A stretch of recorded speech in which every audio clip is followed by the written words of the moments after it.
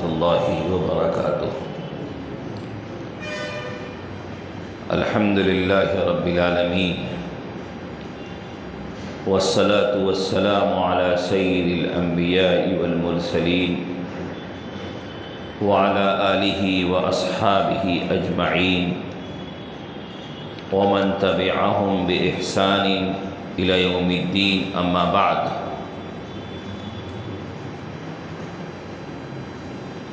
فعن ابی ہریرہ رضی اللہ عنہ قال كان رسول الله صلى الله عليه وسلم يرقد في قيام رمضان من غير أن يأمرهم فيه بعزيمة فيقول: من قام رمضان إيمانا واحتسابا غفر له ما تقدم من ذنبه، رواه مسلم۔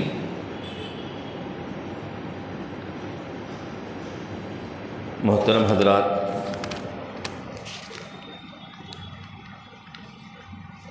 ابھی آپ کے سامنے ایک روایت میں نے پڑھی ہے جس کے راوی ہیں مشہور صحابی حضرت ابو ہریرہ رضی اللہ تعالی عنہ۔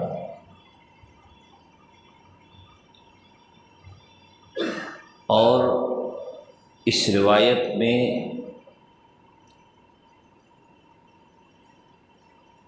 اس عبادت کا تذکرہ ہے جسے ہم رمضان المبارک کے مہینے میں ادا کرتے ہیں اور جسے تراویح کہتے ہیں۔ ہم سب کے علم میں ہے الحمدللہ یہ بات کہ اللہ تعالیٰ نے ایک عظیم نعمت کے طور پر رمضان المبارک کا مہینہ ہم سب کو عطا فرمایا ہے، جس مہینے میں اللہ تعالیٰ کی خاص رحمت ہم بندوں پر ہوتی ہے۔ خود نبی اکرم صلی اللہ علیہ وسلم نے فرمایا کہ یہ مبارک مہینہ ہے جس میں اللہ تعالیٰ تمہیں اپنی آغوش رحمت میں لے لیں گے، آغوش رحمت میں لے لیں گے، اور جب آغوش رحمت میں لے لیں گے تو گناہوں کو معاف کریں گے، دعاؤں کو قبول کریں گے۔ فرمایا کہ اس مبارک مہینے میں ہر دن، ہر رات، ہر مومن کی ایک دعا ضرور قبول ہوتی ہے۔ اسی روایت میں فرمایا کہ اس مبارک مہینے میں اللہ تعالیٰ تمہارے اندر عبادت کی دلچسپی اور عبادت کا شوق دیکھنا چاہتے ہیں، کہ ہر مسلمان کے دل میں یہ تمنا ہو کہ ہم اس مبارک مہینے کے زیادہ سے زیادہ اوقات کو عبادت میں گزاریں گے اور زیادہ سے زیادہ عبادت کریں گے۔ اس مبارک مہینے کی عبادات میں ایک اہم ترین عبادت روزہ ہے جو فرض ہے، اور روزے کی بے شمار فضائل ہیں جو روزے داروں کو اللہ کی طرف سے عطا ہونے والے ہیں۔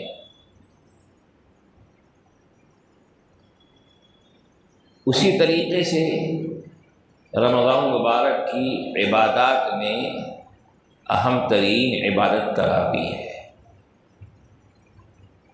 ایک روایت میں نبی اکرم صلی اللہ علیہ وسلم کا یہ ارشاد منقول ہے کہ آپ نے فرمایا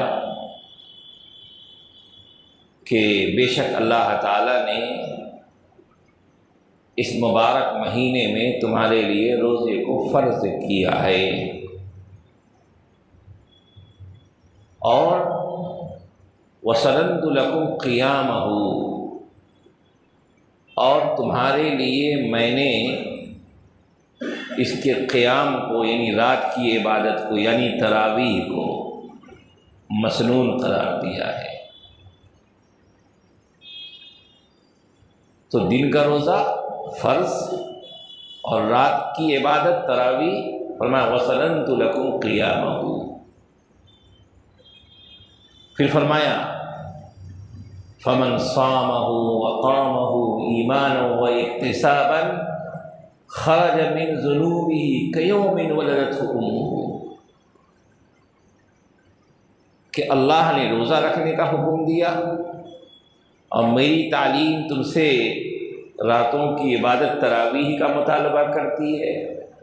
اب جو شخص بھی ان دونوں پر عمل کرتا ہے، یعنی روزہ رکھتا ہے اور رات میں تراویح کا اہتمام کرتا ہے، ایماناً و احتساباً، ایمان کے ساتھ، کیا مطلب؟ یعنی وہ صاحب ایمان ہے اور روزے کے بارے میں اور تراویح کے بارے میں جو تعلیمات ہیں ان تمام کو وہ تسلیم کرتا ہے، روزے کی فرضیت کا یقین رکھتا ہے، اللہ کی اللہ کے حکم پر اس کا یقین ہے، وہ احکام الہیہ کو ماننے والا ہے، اس کا اعتقاد رکھنے والا ہے، وہ احتساباً اور ثواب کی امید کے ساتھ اس کام کو کرتا ہے۔ فرمایا وہ گناہوں سے اس طرح نکل جائے گا، خرج من ذنوبہ کیوم ولدتہ امہ، گناہوں سے اس طرح پاک و صاف ہو جائے گا جس طرح وہ ماں کے پیٹ سے دنیا میں آیا تھا۔ اس لیے ہم سب کو اس مبارک مہینے کو خصوصی اہتمام کے ساتھ عبادت میں گزارنے کی کوشش کرنی ہے۔ یہاں پہ روایت ہے، حضرت ابو ہریرہ رضی اللہ تعالیٰ عنہ فرماتے ہیں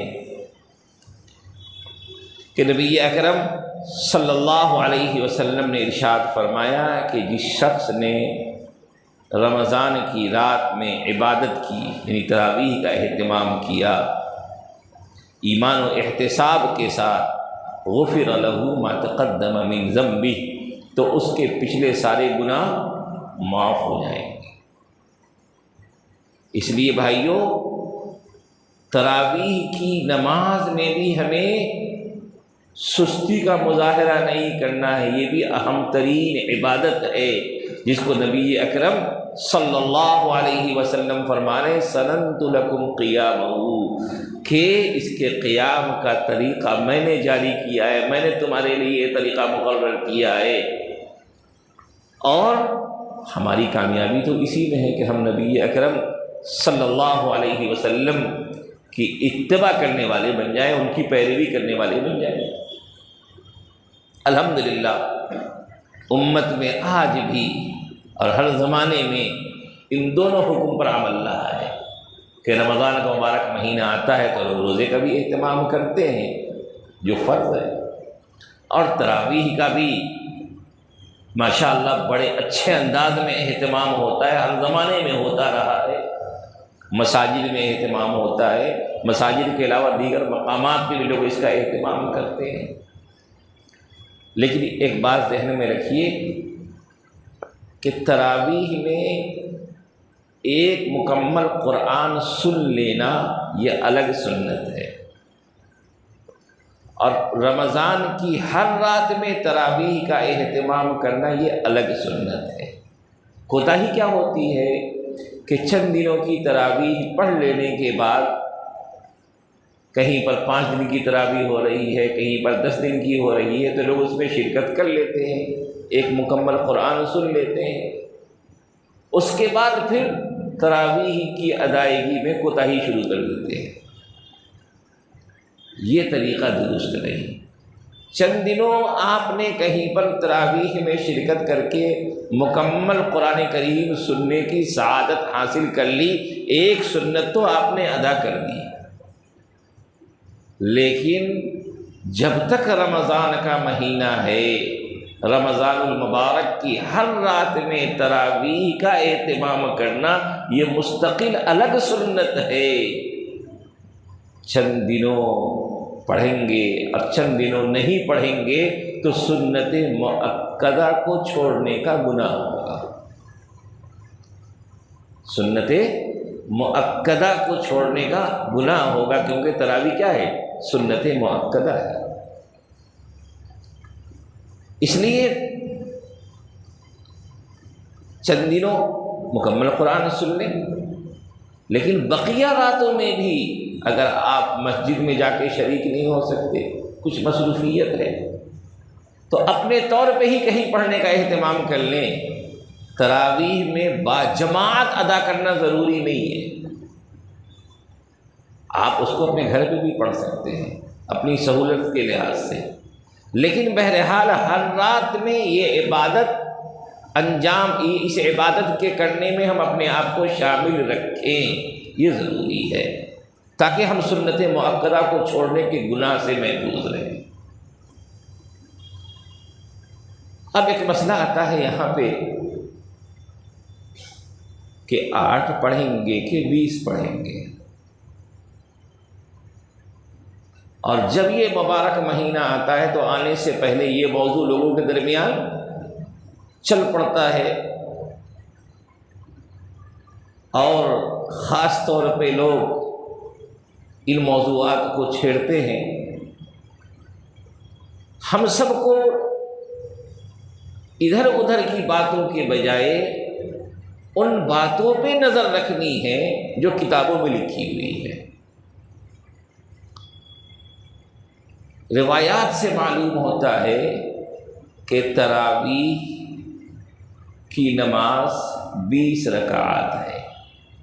یہی وجہ ہے کہ امام ابو حنیفہ رحمۃ اللہ علیہ کا مسلک یہی ہے، امام مالک رحمۃ اللہ علیہ اسی کے قائل ہیں،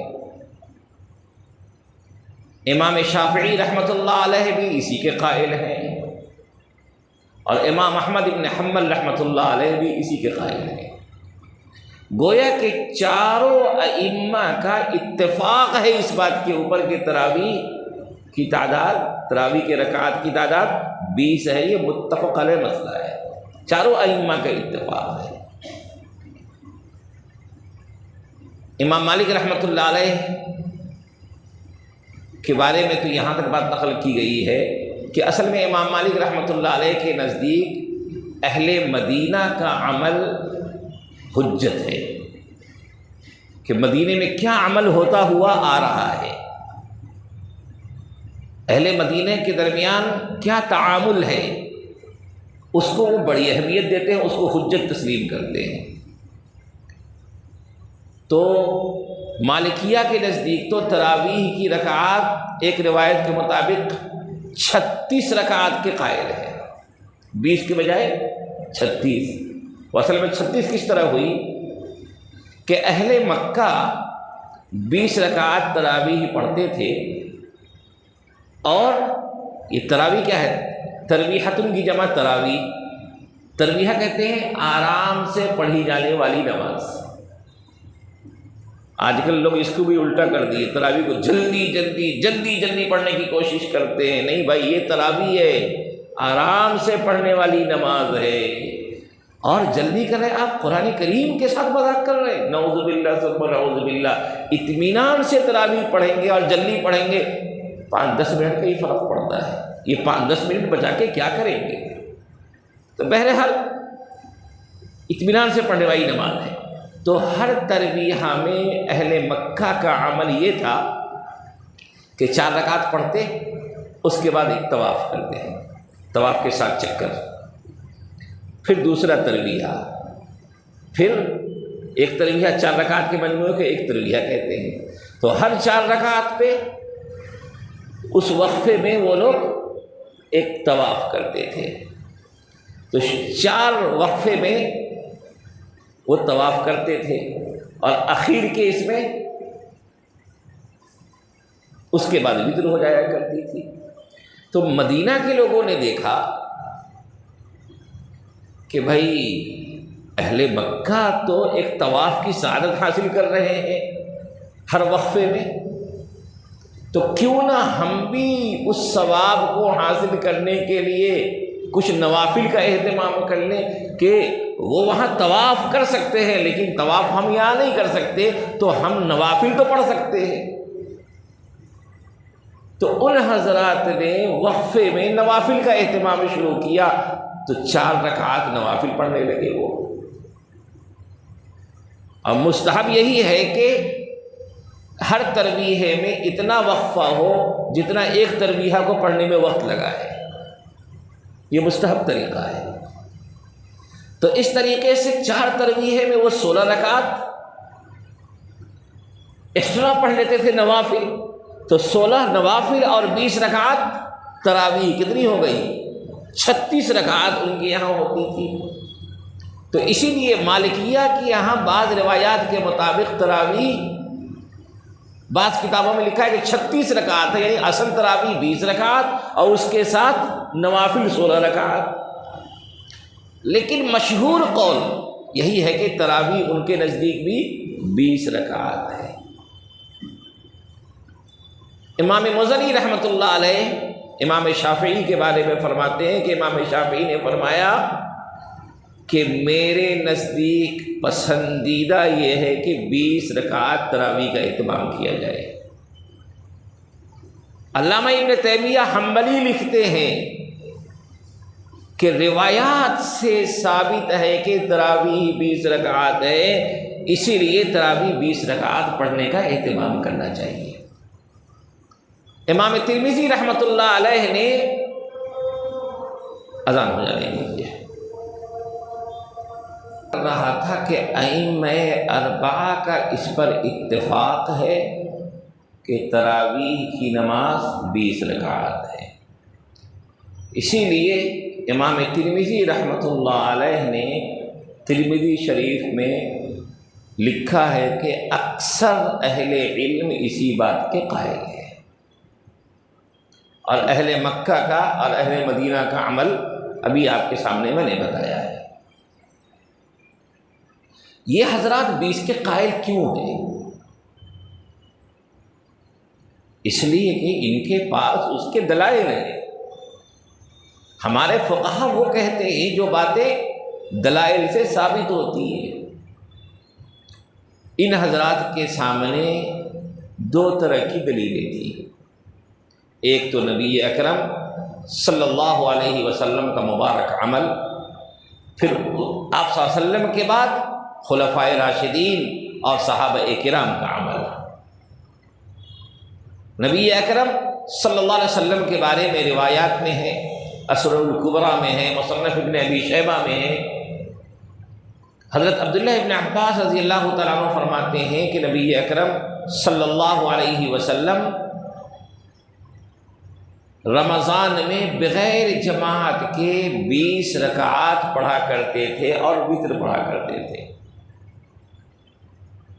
اب یہ روایت بتا رہی ہے، دیکھیے کیا کتنی رکعات پڑھا کرتے تھے؟ 20 رکعات پڑھا کرتے تھے اور اس کے بعد وتر پڑھا کرتے تھے۔ اس کے علاوہ ایک روایت حضرت جابر بن عبداللہ رضی اللہ تعالیٰ عنہ کی ہے۔ اسی طریقے سے ایک روایت حضرت ابو ذر غفاری رضی اللہ تعالیٰ عنہ کی ہے۔ ان دونوں روایت کے مجموعے سے یہ بھی ثابت ہوتی ہے، یہ بات ثابت ہوتی ہے کہ نبی اکرم صلی اللہ علیہ وسلم نے، گرچہ کہ آپ کا معمول تھا کہ آپ بغیر جماعت کے 20 رکعت پڑھا کرتے تھے، لیکن 3 دن آپ نے جماعت کے ساتھ بھی یہ نماز پڑھائی ہے۔ چنانچہ روایت میں ہے، حضرت ابو ذر غفاری رضی اللہ تعالیٰ عنہ فرماتے ہیں کہ نبی اکرم صلی اللہ علیہ وسلم 23ویں شب میں تشریف لائے اور آپ نے صحابہ کو نماز پڑھائی، اور نماز آدھی رات، تہائی رات تک چلی۔ پھر اس کے بعد 25ویں شب میں آپ نے نماز پڑھائی، اور وہ اس دن نماز آدھی رات تک چلی۔ پھر اس کے بعد آپ 27ویں شب کو آپ نے یہ نماز باجماعت پڑھائی، اور اس رات تو ہم لوگوں کو اتنا اندیشہ ہونے لگا کہ کہیں سحری نہ چھوٹ جائے، بالکل سحری کے قریب تک آپ نے نماز پڑھائی۔ بتائیے کتنی لمبی نماز ہوئی ہوگی۔ یہ نماز بھی آپ 20 رکعت پڑھا رہے تھے، 20 رکعت پڑھا رہے تھے، جیسا کہ روایات سے ثابت۔ پھر 28ویں شب کو بھی صحابہ جمع تھے، لیکن آپ صلی اللہ علیہ وسلم باہر تشریف نہیں لائے۔ پھر اگلی صبح آپ نے فرمایا کہ دیکھو تمہارا جمع ہونا، انتظار کرنا مجھے معلوم تھا، لیکن میں اس لیے نہیں آیا کہ مجھے اندیشہ ہوا کہ یہ نماز اللہ کو اتنی محبوب ہے کہ کہیں ایسا نہ ہو کہ تم پر فرض کر دی جائے۔ تو گویا کہ تراویح کا 20 ہونا بھی نبی اکرم صلی اللہ علیہ وسلم کے مبارک عمل سے ثابت ہے، جیسا کہ حضرت عبداللہ ابن عباس رضی اللہ تعالیٰ عنہ کی روایت میں ہے، اور جیسا کہ حضرت جابر بن عبداللہ رضی اللہ تعالیٰ عنہ کی روایت میں ہے۔ اور جماعت بھی آپ نے ثابت کر دیا، جماعت سے پڑھا کر کے، جیسا کہ حضرت ابو ذر غفاری رضی اللہ تعالیٰ عنہ کی روایت میں یہ بات آ گئی۔ لیکن ایک اندیشہ تھا جس کی وجہ سے آپ نے پابندی کے ساتھ یہ جماعت جاری نہیں رکھا۔ حضرت ابوبکر صدیق رضی اللہ تعالیٰ عنہ کا زمانہ ایسے ہی گزرا، صحابہ آپ کی اقتداء میں انفرادی طور پہ کوئی 2، کوئی 3، کوئی 4، کوئی 5 اس طرح مل کے پڑھتے رہے۔ حضرت عمر رضی اللہ تعالیٰ عنہ کا زمانہ آیا، حضرت عمر رضی اللہ تعالیٰ عنہ نے دیکھا کہ بھائی اس نماز کی محبت میں صحابہ کا حال یہ ہے کہ پڑھ تو رہے ہیں سب، لیکن الگ الگ جماعتوں کی انفرادی طور پہ الگ الگ چھوٹی چھوٹی جماعتوں کی شکل میں۔ تو انہوں نے حضرت ابی بن کعب رضی اللہ تعالیٰ عنہ کو بلا کے کہا کہ ان سب کو جمع کر کے آپ نماز پڑھائیں اور آپ امامت کریں۔ حضرت ابی بن کعب رضی اللہ تعالیٰ عنہ نے کہا کہ آپ مجھے اس چیز کا حکم دے رہے ہیں جو عمل پہلے سے چل نہیں رہا ہے، یعنی تمام لوگوں کو ایک جماعت سے۔ تو حضرت عمر رضی اللہ تعالیٰ نے کہا ہاں یہ بات تو مجھے معلوم ہے، لیکن جو میں کہہ رہا ہوں یہی بہتر ہے، یہی بہتر ہے۔ چنانچہ حضرت ابی بن کعب رضی اللہ تعالیٰ عنہ نے اگلے دن سے پڑھانا شروع کر دیا، اور تمام صحابہ نے ان کی اقتداء میں یہ نماز پڑھنی شروع کر دی۔ اب دیکھیے پہلے کیا پیش کیا، بتایا کہ روایت نبی صلی اللہ علیہ وسلم کا عمل، اور یہ حضرت عمر نے ایک طریقہ مرتب کیا، تعداد کو نہیں بڑھایا بلکہ ایک انفرادی شکل کو ایک اجتماعی شکل دی آپ نے۔ اور اس کی وجہ بھی کیا تھی کہ آپ کے سامنے مثال تھی، نبی اکرم صلی اللہ علیہ وسلم 3 دن پڑھا چکے، بنیاد تھی آپ کے سامنے، اسی لیے تمام صحابہ نے اسے تسلیم کر لیا۔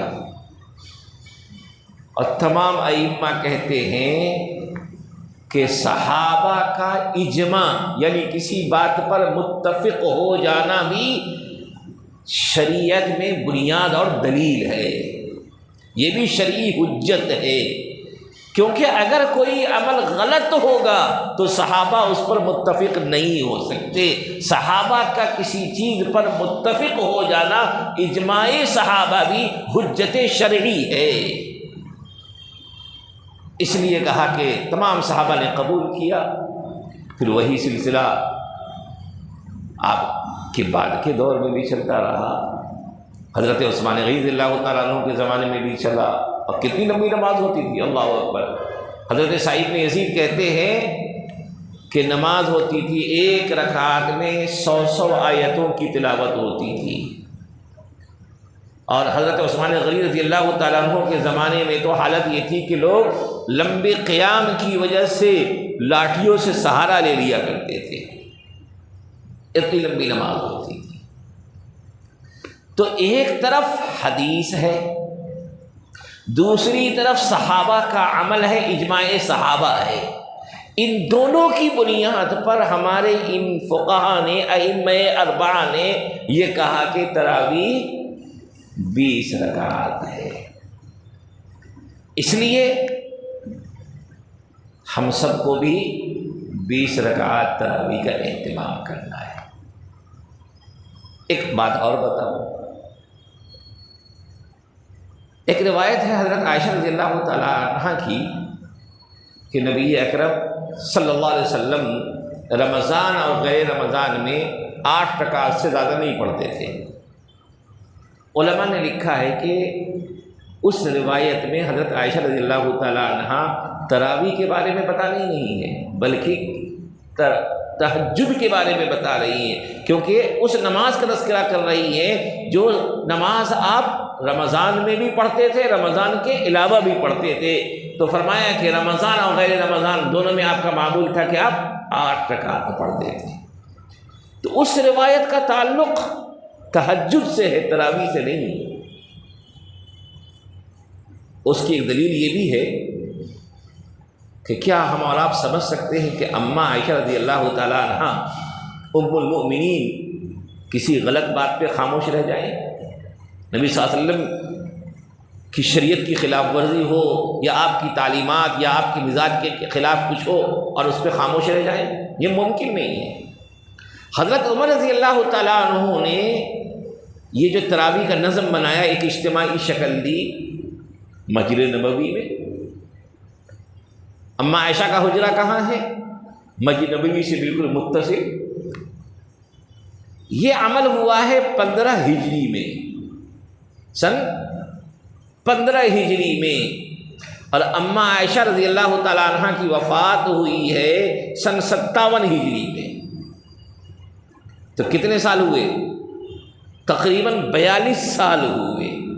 42 سال تک اماں عائشہ رضی اللہ تعالی عنہ کے سامنے تراویح 20 رکعتیں باجماعت ہوئی ہیں، اور ایک مرتبہ بھی ثابت نہیں ہے کہ اماں عائشہ نے اس پر ناراضگی کا اظہار کیا ہو یا اسے غلط کہا ہو۔ گویا کہ وہ بھی جانتی تھی کہ یہ نبی جو کچھ ہو رہا ہے وہ صحیح ہو رہا ہے، نبی اکرم صلی اللہ علیہ وسلم کے طریقے کے مطابق ہو رہا ہے، اس کی بنیاد آپ صلی اللہ علیہ وسلم نے رکھی ہے، یہ چیز کوئی غلط نہیں ہو رہی ہے، ورنہ ضرور نکیر فرماتی۔ اسی لیے نبی صلی اللہ علیہ وسلم نے فرمایا علیکم بسنتی وسنت الخلفاء الراشدین المہدیین، تم پر لازم ہے کہ تم میری سنت کو مضبوطی سے اختیار کرو اور میرے خلفائے راشدین کی سنت کو مضبوطی سے اختیار کرو۔ تو یہ عمل سنت سے بھی ثابت ہے، اور حضرت عمر رضی اللہ تعالیٰ عنہ، حضرت عثمان غنی رضی اللہ تعالیٰ عنہ، حضرت علی رضی اللہ تعالیٰ عنہ اور دیگر متعدد صحابہ کرام رضوان اللہ علیہم اجمعین کے عمل اور اجماع سے بھی ثابت ہے۔ اس لیے ہم سب کو 20 رکعات تراویح کا اہتمام کرنا ہے، اور کوشش یہ کرنی ہے کہ اس رمضان کو زیادہ سے زیادہ اپنی مغفرت کے حصول میں گزاریں، اور اپنے آپ کو ان تمام کاموں سے دور رکھیں جو رمضان کے مقصد کو حاصل کرنے میں رکاوٹ بن سکتے ہیں۔ اللہ سے دعا ہے کہ اللہ تعالی ہم تمام لوگوں کو صحیح فکر و عمل کی توفیق نصیب فرمائے۔ وآخر دعوانا ان الحمد للہ رب العالمین۔